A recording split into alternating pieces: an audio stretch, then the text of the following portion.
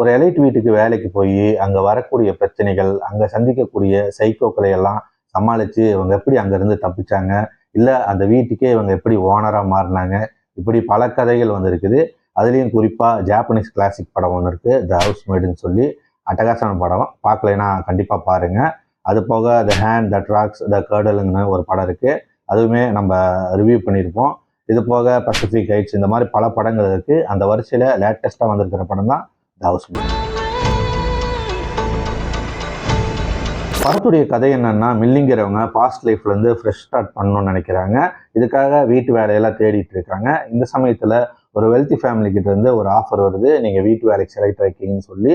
நம்ம மில்லியும் அந்த வீட்டுக்கு போகிறாங்க. அந்த வீட்டில் ஒரு ஹஸ்பண்ட் அண்ட் ஒய்ஃபு, ஒரு பொண்ணு இருக்காங்க.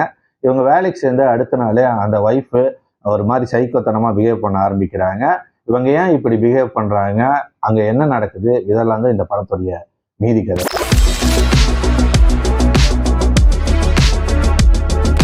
இந்த படம் வந்து ஒரு ஃபேமஸான நாவலை தழுவிதான் எடுத்திருக்காங்க. அந்த அளவுக்கு இல்லை, ஒரு ஆவரேஜான படமாக தான் எனக்கு இருந்தது.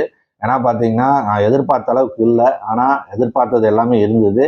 ஆனால் அந்த எதிர்பார்ப்பு எல்லாம் ஏமாற்றமாக போயிடுச்சு. ஏன்னா நம்ம இந்தியாவில் இருக்கிறோம், அதனால எதிர்பார்த்ததெல்லாம் கத்திரி போட்டுட்டானுங்க. பெர்ஃபார்மன்ஸாக எல்லாருமே நல்லா பண்ணியிருக்காங்க. அதுவும் அமாண்டா பார்த்தீங்கன்னா ஒரு நல்ல ஒரு பெர்ஃபார்மன்ஸ் கொடுத்துருக்காங்க. ஏன்னா அவங்களுக்கு ஸ்பேஸ் நிறையாவே இருக்குது, அது நிறைய வெரைட்டியாக காமிச்சிருக்காங்க. ஆனால் சுட்டி ஸ்வீனி பார்த்தீங்கன்னா வழக்கம் போல தான், சும்மாவே காட்டுன்னு காட்டும், சொல்லவா வேணும். ஆனால் படத்தில் வந்துட்டு இந்த ட்விஸ்டெல்லாம் பார்த்தீங்கன்னா அதெல்லாம் ஒர்க் அவுட்டே ஆகலை. இது வந்து நிறைய பேர் வந்து இது வந்து பயங்கரமான ட்விஸ்ட், இதுதான்டா ட்விஸ்ட் அப்படிங்கிற மாதிரிலாம் சொல்லிட்டு இருக்காங்க. ஒரு அறத பழசான ட்விஸ்ட் இது. இதெல்லாம் வந்துட்டு படம் பார்க்கும்போதே ஈஸியாக கெஸ் பண்ணிடலாம் இந்த ட்விஸ்ட் என்னங்கிறதெல்லாம். இது வந்துட்டு ரொம்ப என்னமோ ஃபயர் விட்டுட்டு இருக்கானுங்க, என்ன கணக்குன்னு புரியல எனக்கு. ஒருவேளை நம்ம எல்லாம் நிறைய பார்க்கறதுனால வந்துட்டு நம்ம இதை கெஸ் பண்றோமான்னு கேட்டால் அந்த அளவுக்கு வந்துட்டு பெரிய ட்விஸ்ட் கிடையாதுங்கிறேன். அதுதான் இதுல இருக்கிற பிரச்சனையே.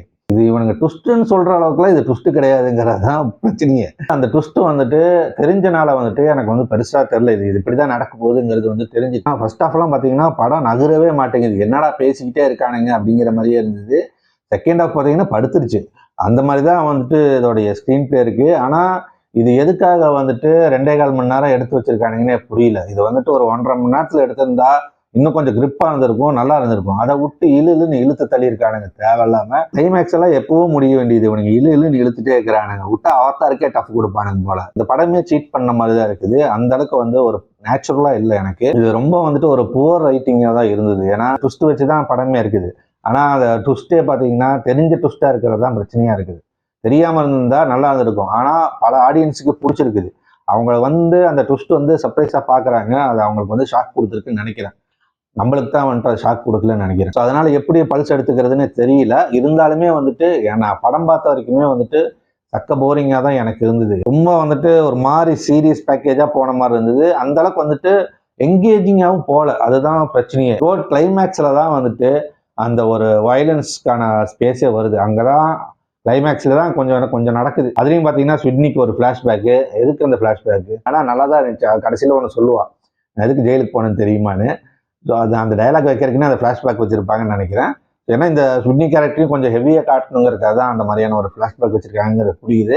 ஆனால் அது வந்து அந்த அளவுக்கு வந்து பெருசாலாம் ஈடுபாடல, அப்படிதான் இருந்தது. ஏன்னா மெயினாக பார்த்தீங்கன்னா ரொம்ப செயற்கையா இருந்தது எல்லாமே. அதுதான் ஒரு பிரச்சனை. அந்த ஒரு ஆர்கானிக்கா இல்லாமல் இருந்தது தான் இந்த படத்தோடைய பெரிய டிராபேக்காக பார்க்குறேன். ஏன்னா நீங்க நான் சொன்ன இந்த ஜாப்பனீஸ் படங்கள்லாம் பார்த்தீங்கன்னா ரொம்ப ஆர்கானிக்கா இருக்கும் சார். எனக்கு தெரிஞ்ச அது 60ஸ்லேயே வந்துச்சு, கரெக்டாக ஞாபகம் இல்லை. இந்த படம் பார்த்தீங்கன்னா வீட்டுக்கு வந்து ஒரு வேலைக்காரி வருவா, பார்த்தீங்கன்னா டாமினேட் பண்ணுவாங்க. இதே வேற மாதிரி பயங்கரமா இருக்கும் அந்த படம். கிளைமேக்ஸ்மே அதில் ஒரு ட்விஸ்ட் இருக்கும். அதே மாதிரி the hand that rock the கேடல்லாம் பார்த்தீங்கன்னா அந்த படமே சூப்பராக இருக்கும். அந்த ரிவ்யூ வேணா நீங்க பாருங்க. ஸோ இந்த படம் வந்து ஒரு ஆவரேஜான படமாக தான் இருந்துச்சு. தேட்டரில் ஓடிட்டு இருக்கு.